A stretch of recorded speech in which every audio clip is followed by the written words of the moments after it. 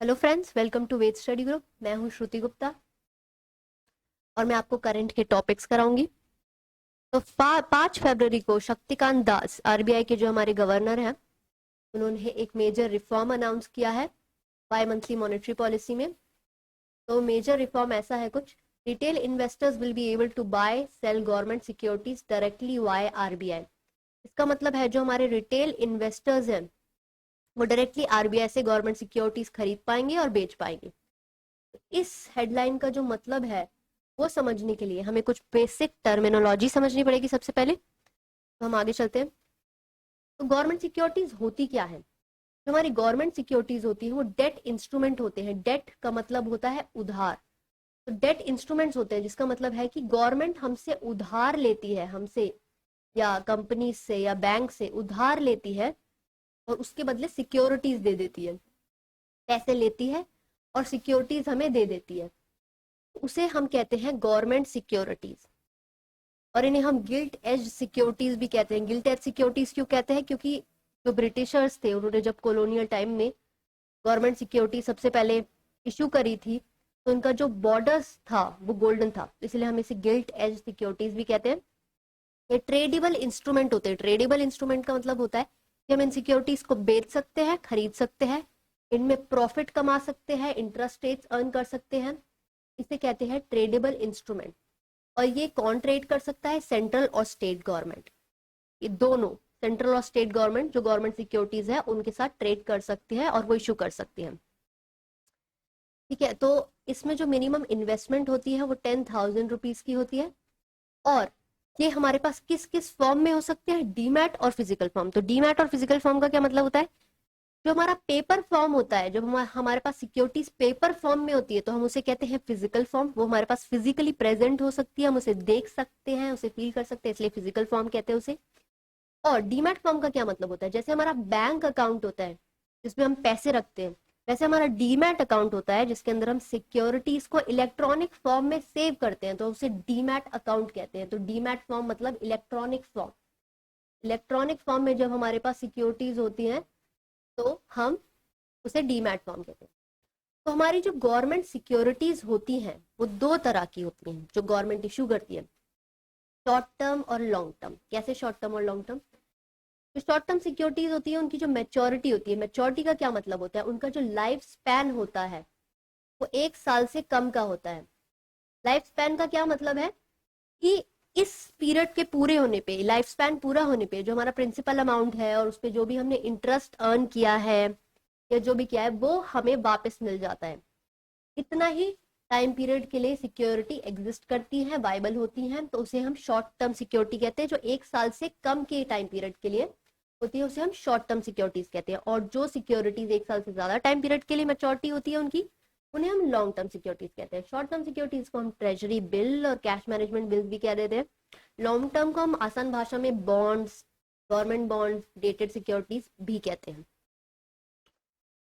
तो कौन ये सिक्योरिटीज इशू करता है? सेंट्रल बैंक जो है लॉन्ग टर्म और शॉर्ट टर्म दोनों इशू करता है। सेंट्रल बैंक सेंट्रल गवर्नमेंट के बिहाफ में इशू करता है दोनों, शॉर्ट टर्म भी और लॉन्ग टर्म भी। मतलब ट्रेजरी बिल्स हम आसान भाषा में कह देते हैं उसको, और लॉन्ग टर्म बॉन्ड्स। तो ट्रेजरी बिल्स और बॉन्ड्स दोनों इशू करता है सेंट्रल बैंक। और जो हमारा स्टेट बैंक है वो ट्रेजरी बिल नहीं करता है, ट्रेजरी बिल नहीं करता है, सिर्फ बॉन्ड्स करता है लॉन्ग टर्म। और उसे हम क्या कहते हैं? State development loans. State development loans हमें कहते हैं। तो state government long term bond, long term securities जो इशू करता है उसे हम स्टेट डेवलपमेंट लोन्स कह देते हैं। तो गवर्नमेंट सिक्योरिटीज की एक बहुत अच्छी बात है, खास विशेषता है उसकी, कि जीरो रिस्क ऑफ डिफॉल्ट होता है। रिस्क ऑफ डिफॉल्ट का क्या मतलब होता है? जब हम किसी को उधार देते हैं तो उधार देते वक्त हमें एक रिस्क होता है कि वो हमारी उधारी का जो अमाउंट है उसे वापस करेगा कि नहीं करेगा। जो हमारा बोरोअर है और जो लैंडेड अमाउंट है जो हमने उधार दिया वो वापस करेगा कि नहीं करेगा। जो हमारा इंटरेस्ट है, बनता है हमारा इंटरेस्ट, वो वापस करेगा कि करेगा। ये रिस्क होता है जब भी हम किसी को बोरो करते हैं कुछ पैसे।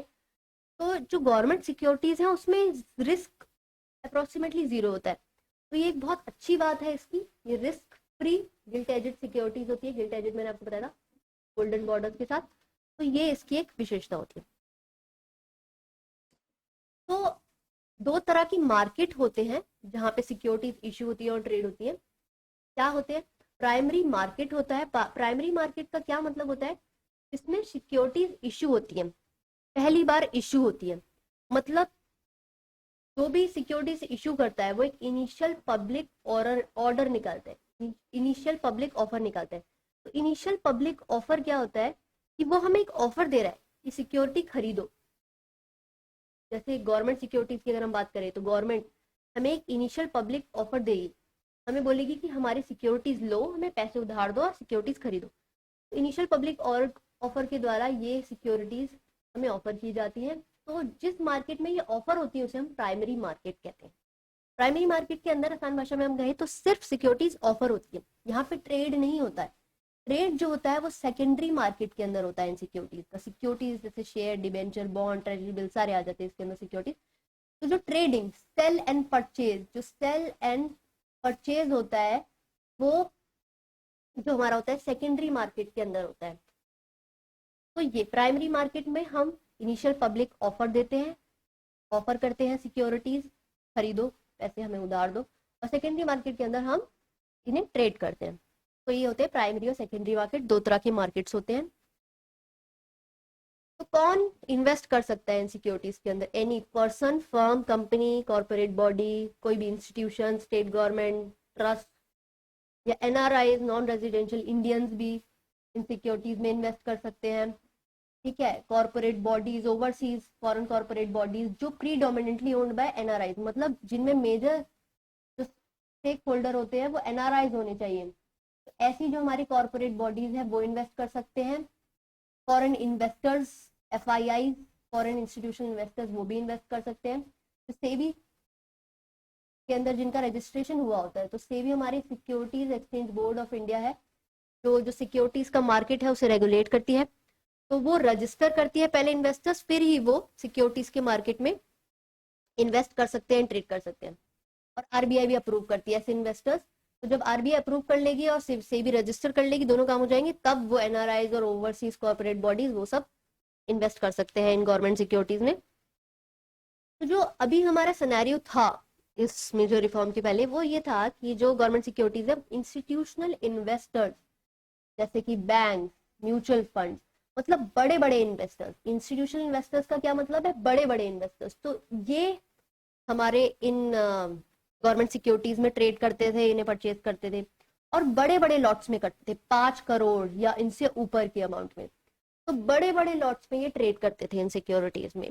तो एक आम आदमी, छोटा इन्वेस्टर, स्मॉल इन्वेस्टर्स तो नहीं कर सकता है ट्रेड इतने बड़े बड़े अमाउंट में, बिल्कुल नहीं कर सकता है। जिसे हम रिटेल इन्वेस्टर्स भी कहते हैं, स्मॉल इन्वेस्टर्स को, तो वो नहीं कर सकता इतने बड़े बड़े अमाउंट में, नहीं पॉसिबल है ट्रेड करना उनके लिए।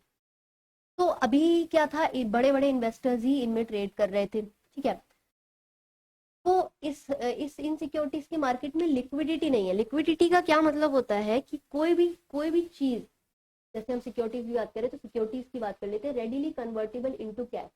अगर कोई चीज हम पैसे में कन्वर्ट कर देते हैं, बहुत इजीली उसे खरीदा बेचा जा सकता है, तो उसे हम कहते हैं लिक्विड एसेट। तो लिक्विडिटी नहीं है गवर्नमेंट सिक्योरिटीज के मार्केट में, मतलब इजीली कन्वर्टेबल इनटू कैश नहीं है, इतनी छोटे छोटे अमाउंट्स में ट्रेड नहीं हो सकता है। तो रिटेल इन्वेस्टर्स के लिए एक दिक्कत वाली बात थी, तो वो गवर्नमेंट सिक्योरिटीज में ट्रेड नहीं करते थे। बट अब क्या चेंज आ गया है?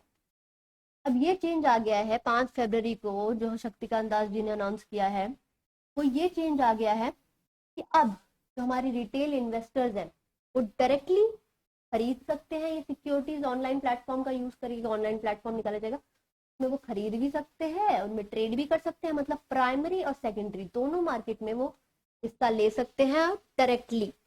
अभी वो इनडायरेक्टली पार्टिसिपेट करते थे। इनडायरेक्टली कैसे? म्यूचुअल फंड्स जो होते हैं, म्यूचुअल फंड्स क्या होते हैं?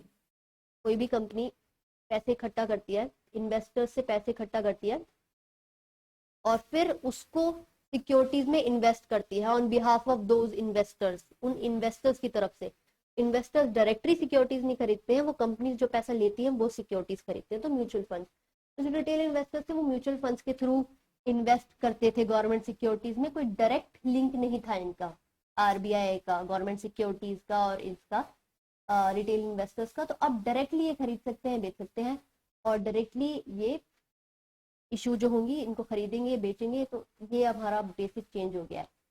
इसके लिए इनका एक सिक्योरिटीज अकाउंट खोला जाएगा, जिसे हम रिटेल डायरेक्ट, इस फैसिलिटी को हम रिटेल डायरेक्ट के नाम से जानेंगे। तो ये एक खोला जाएगा, ये फैसिलिटी बनाई जाएगी। तो एक मेजर जो है बहुत बड़ा चेंज हुआ है, ये एक मेजर रिफॉर्म हुआ है। तो ये हमारी न्यूज़ थी।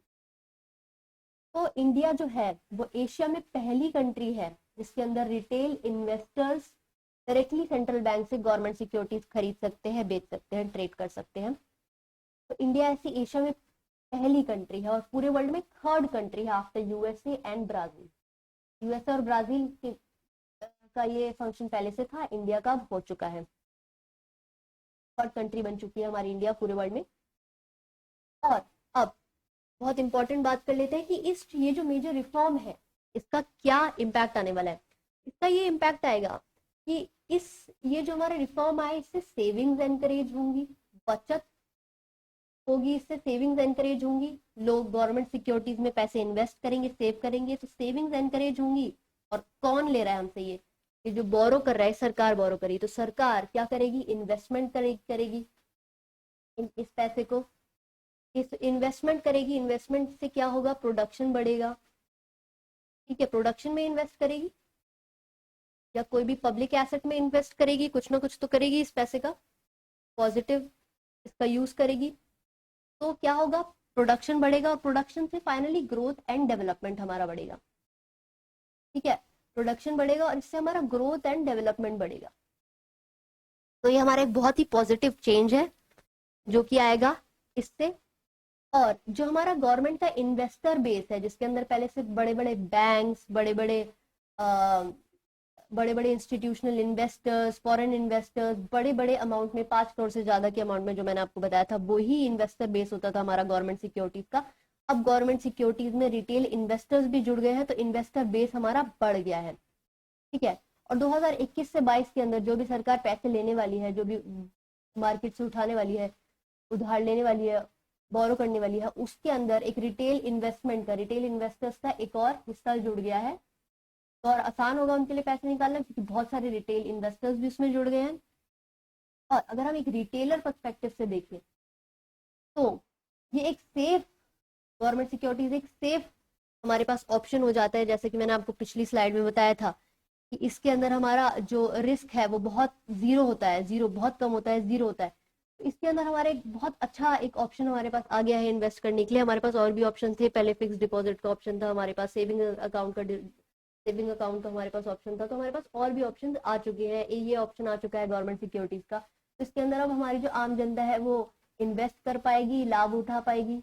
तो ये एक बहुत पॉजिटिव रिफॉर्म है। जो भारतीय जनता है उसकी सेविंग टेंडेंसी है, बचत करने की प्रवृत्ति है, सेविंग टेंडेंसी में गवर्नमेंट सिक्योरिटीज में इन्वेस्ट कर पाएंगे। तो बहुत ही पॉजिटिव रिफॉर्म है ये, बहुत फायदा होने वाला है इससे। एक आम आदमी गवर्नमेंट सिक्योरिटीज डायरेक्टली खरीद पाएगा, बेच पाएगा, उसमें ट्रेड कर पाएगा। तो बहुत अच्छी चीज है। उम्मीद है आपको ये टॉपिक समझ आया होगा और आते रहेंगे ऐसे टॉपिक्स के साथ, करंट टॉपिक्स के साथ। Thank you, take care.